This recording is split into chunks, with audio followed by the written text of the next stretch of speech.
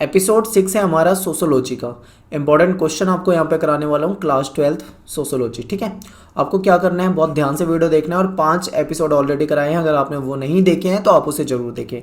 यहाँ पे मैं वो सारे क्वेश्चन आपको कराने वाला हूँ जो ज़्यादातर आपके एग्जाम में रिपीट होते हैं, क्योंकि मैंने प्रीवियस 6 से 7 साल के क्वेश्चन पेपर डाउनलोड किए हैं और उनमें से मैंने सारे क्वेश्चन निकाले हैं इंपॉर्टेंट। तो ध्यान से वीडियो को देखिए। सबसे पहला क्वेश्चन है कि राष्ट्रीय परिवार नियोजन कार्यक्रम का नाम बदलकर राष्ट्रीय परिवार कल्याण कार्यक्रम क्यों कर दिया गया और ऐसा कब हुआ था, आपको ये भी ध्यान रखना है। तो देखिए 1975 में उस टाइम पे इंदिरा गांधी जो पीएम थी, तब क्या लगा दिया गया था, देश में इमरजेंसी लगा दी गई थी, आपातकाल लगा दिया गया था।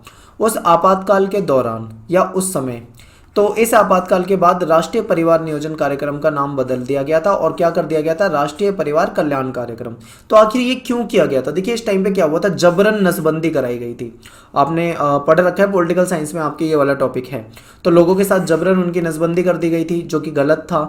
तो सरकार को ये भी लग चुका था कि भाई ये जो तरीका है हमारा, ये सही नहीं है, इस तरीके से काम नहीं चलेगा। हम किसी के साथ जबरदस्ती नहीं कर सकते, किसी को मतलब जबरन किसी के साथ ऐसा नहीं कर सकते, और इसका खामियाजा सरकार को भुगतना पड़ा था। आपने देखा था कि पहली बार ऐसा हुआ था देश में 1975 में जब इमरजेंसी लगी थी। उसके बाद जब 1977 के चुनाव हुए थे, तो देश में पहली बार ऐसा हुआ था कि कांग्रेस की सरकार केंद्र से चली गई थी, और ये सब इंदिरा गांधी के उस इमरजेंसी के दौरान जो जो हुआ था उसके कारण हुआ था। ठीक है, तो ये आपको यहाँ पे ध्यान रखना है। और एक पॉइंट आपको ये भी याद रखना है कि इसके बाद ऐसा निर्णय लिया गया कि जनसंख्या नियंत्रण के लिए लोगों को जागरूकता के कार्यक्रम चलाए जाएंगे, यानी कि किसी की जबरन नसबंदी करने से ज़्यादा अच्छा है उसको शिक्षित करो, उसको एजुकेटेड कर दो और उसको जागरूक कर दो। जब वो जागरूक हो जाएगा तो वो अपने आप ही ऐसा हो जाएगा। आपने देखा होगा कि जो ज़्यादातर जो विकासशील देश वगैरह होते हैं वहीं पे जनसंख्या बहुत ज़्यादा होती है, और आपने ये भी देखा होगा जो ज़्यादातर गरीब परिवार होते हैं, गरीब जो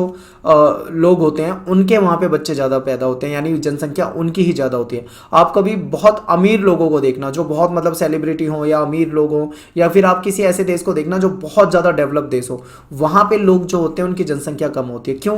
वहाँ पे ये होता है कि भाई जो ज़्यादातर हस्बैंड वाइफ होते हैं वो दोनों ही वर्किंग होते हैं, नौकरी या फिर किसी बिजनेस में होते हैं।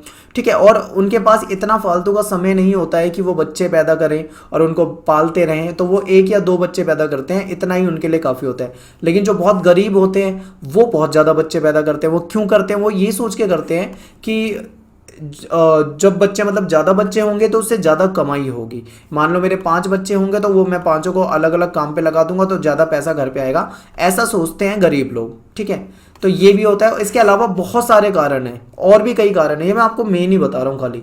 ठीक है, तो यही कहा गया था कि अगर हम लोगों को जागरूक कर देंगे तो लोग अपने आप ही समझदार हो जाएंगे इन सब चीज़ों में। एक बार क्वेश्चन नंबर दूसरा देखिए आप, कहने कि दलित साहित्य से क्या अभिप्राय है, इस साहित्य ने किस प्रकार दलितों को स्वीकार किया।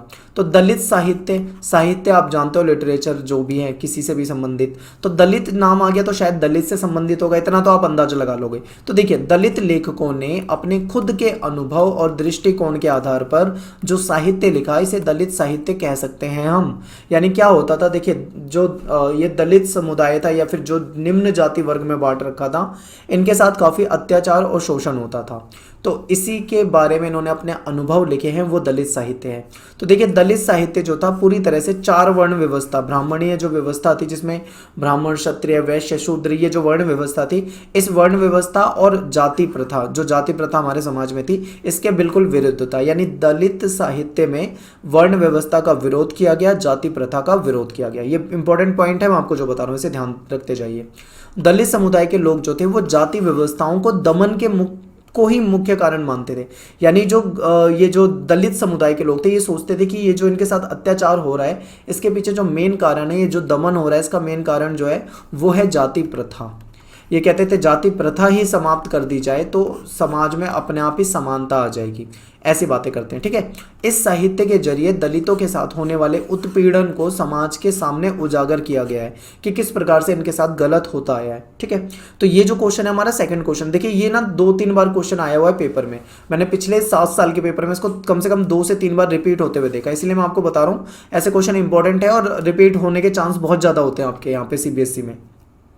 आगे देखिए क्वेश्चन, कृषि मजदूरों के फेमिनाइजेशन से आप क्या समझते हैं? फेमिनाइजेशन का मतलब होता है स्त्रीकरण, ठीक है, स्त्रीकरण करना। अब ये स्त्रीकरण का मतलब क्या है, ये आपको बहुत इंपॉर्टेंट है, समझते हुए चलना है बिल्कुल।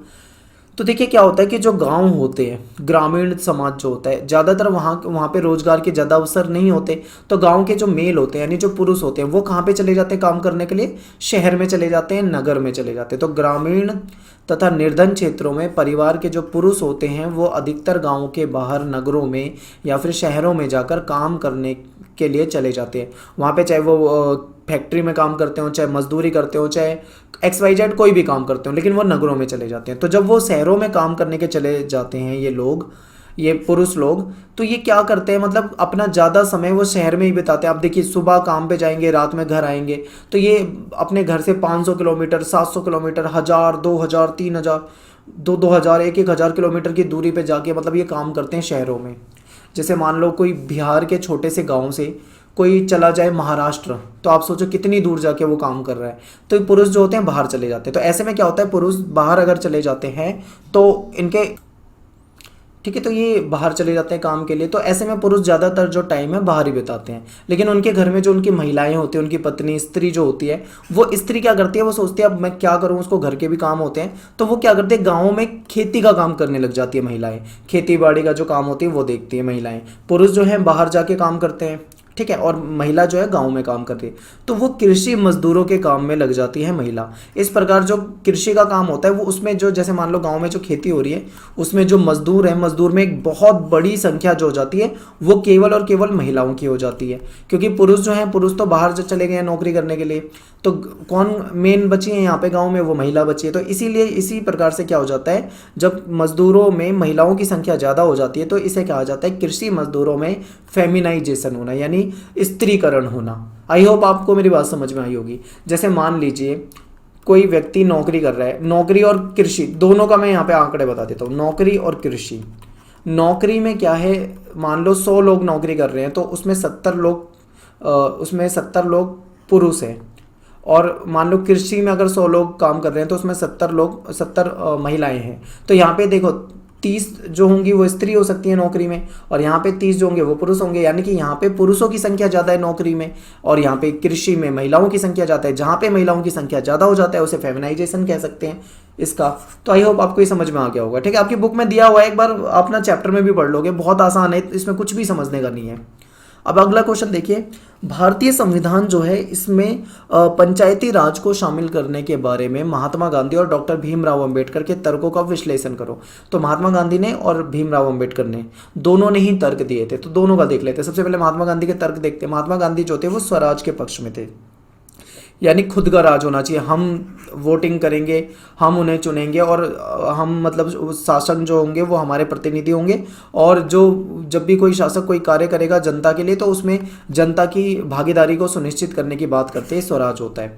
गांधी जी जो थे वो स्थानीय सरकार को महत्व देते थे और तथा हर एक गाँव को आत्मनिर्भर बनाने की बात करते थे। तो ये तो हो गया महात्मा गांधी का तर्क। लेकिन यहीं पर डॉक्टर भीमराव अम्बेडकर का तर्क भी देख लो।